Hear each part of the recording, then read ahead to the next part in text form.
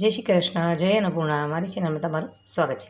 હું આજે લઈને આવ્યો છું, વરસાદની તૈયારી થઈ ગઈ છે તો આપણે ક્રિસ્પી બ્રેડ પકોડા તૈયાર કરવાના છે, એકદમ ટેસ્ટી અને સરસ.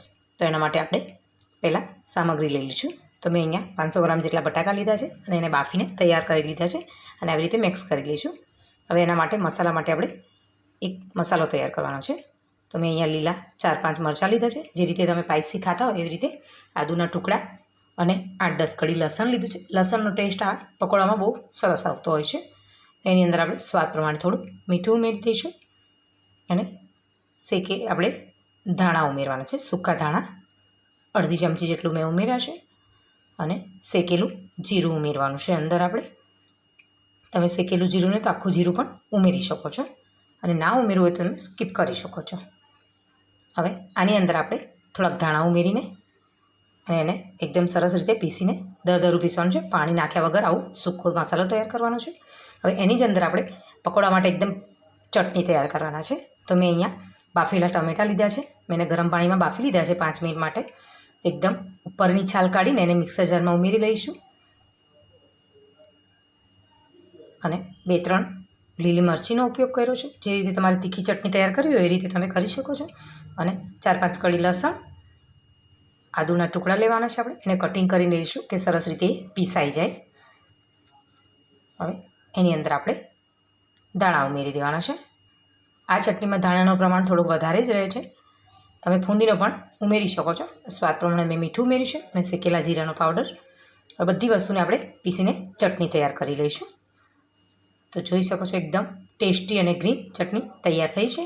હવે એને આપણે સાઈડમાં મૂકીને પકોડાનું ગોળ તૈયાર કરવાના છે. એક બેટર જ તેમાં મેં એક બાઉલ બેસન લીધું છે અને એની અંદર ક્રિસ્પી કરવા માટે જેમ બહાર વાપરે છે એવી રીતે મેં અહીંયા મેંદો વાપરે છે. મેંદાથી પકોડાનો ટેસ્ટ એકદમ સ્વાદ પણ અલગ આવશે અને એકદમ સરસ રીતે ક્રિસ્પી થઈ જશે. હવે એની અંદર આપણે મીઠું ઉમેર્યું છે સ્વાદ પ્રમાણે. બધી વસ્તુમાં મીઠું છે એટલે મીઠુંનું પ્રમાણ મીડિયમમાં જ રાખવું. અને અહીંયા અજમો ઉમેરવાનો છે આપણે, કે જ્યારે કોઈ બી બેસનની વસ્તુ કરતા હોય તો થોડોક અજમોથી ડાયજેશન માટે સારો હોય છે. એ બધી વસ્તુને થોડું થોડું ચપટી હળદર ઉમેરી દઈશું અને મિક્સ કરી આપણે પાણીનું થોડું પાણી ઉમેરીને બેટર તૈયાર કરવાના છે. એને લમ્સ ના પડે એ રીતે આપણે બેટર તૈયાર કરી દઈશું. તો જો સરસ બેટર તૈયાર થઈ ગયું છે. બેટર ના પતલું કે ના ઠીક એવી રીતે તૈયાર કરવાનું છે. હવે મેં અહીંયા આપણે પહેલાં બટાકાનો મસાલો તૈયાર કરી લઈશું. એના માટે કઢાઈમાં તેલ મૂકી દીધું છે. 2 ચમચી જેટલું તેલ મૂક્યું છે. એની અંદર આપણે રાઈ ઉમેરી દઈશું. 1 ચમચી જેટલી રાઈ ઉમેરી છે. હવે રાઈ ફૂટી જાય પછી આપણે એની અંદર લીમડો ઉમેરી દેવાના છે. હવે એની અંદર થોડીક હિંગ ઉમેરી છે અને જે મસાલો આપણે તૈયાર કરેલો છે દરદરો એ મસાલો ઉમેરી દઈશું, કે જે રીતે તમારે સ્પાઇસી કરવા હોય એ રીતે તમે ઉમેરી શકો છો. બધી વસ્તુને મિક્સ કરીને એની અંદર આપણે થોડીક હળદર ઉમેરી દઈશું, કેમ કે અત્યારે વરસાદની મોસમ ચાલુ થઈ ગઈ છે એટલે આવી ગરમ ગરમ વસ્તુ સારી લાગતી હોય છે. બાળકોને પણ ગમતું હોય છે આવી બધી વસ્તુ. મેં ધાણા જીરું ઉમેર્યું છે અને સ્વાદ પ્રમાણે થોડુંક મીઠું ઉમેરીશું. બધી વસ્તુને મિક્સ કરીને આપણે બટાકા જે મેશ કરેલા છે એને અંદર ઉમેરી દઈશું અને બધી વસ્તુને સરસ આપણે મિક્સ કરવાનું છે.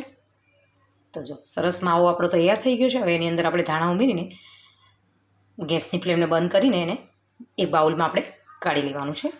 અને મેં અહીંયા તેલ ગરમ કરવા મૂકી દીધું છે, પછી આપણે પકોડા એ કરીશું. તો મેં અહીંયા એક બાઉલ મૂકીને તેલ મૂકી દીધું છે. એટલામાં આપણે બ્રેડ પકોડાને તૈયાર કરી લઈએ.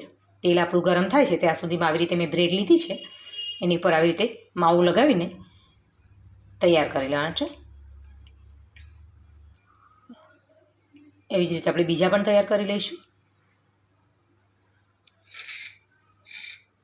તો જો આવી રીતે બીજી પણ બ્રેડ તૈયાર થઈ ગઈ છે. એવી જ રીતે બધી જ બ્રેડ સરસ રીતે મેં તૈયાર કરી લીધી છે અને આપણું તેલ પણ ગરમ થઈ ગયું છે. તો આ બાજુ થોડુંક બેસનનું ગોળ અંદર નાખીને જોઈ લઈશ કે તેલ આપણું સરસ આવી ગયું છે. તો જો તરત ઉપર આવી ગયું છે એટલે આપણું તેલ ગરમ થઈ ગયું છે. તો હવે આપણે પકોડા તૈયાર કરીશું. તો જે બેસન આપણે તૈયાર કર્યું છે એમાં આપણે ગોલમાં કરીને મેં કટિંગ 2 રીતથી બતાવ્યા છે કે તમે પછી પણ કટિંગ કરી શકો છો અને પહેલાં પણ કટિંગ કરીને ફ્રાય કરી શકો છો. તો આવી રીતે આપણે એને થવા દેવાના છે. ત્રિકોણ આકારમાં પણ આપણે એને કરીને હું બતાવીશ તમને. તો જો હવે એ 2 બાજુ ક્રિસ્પી થઈ ગયું છે. તો હવે આને આપણે એક બાઉલમાં કાઢી લેવાના છે. તો એવી રીતે પછી આપણે બીજું પણ તૈયાર કરવાનું છે. તો મેં બાઉલમાં કાઢી લીધું છે. હવે બીજું હું એવી જ રીતે ઉમેરી દઈશ એમાં.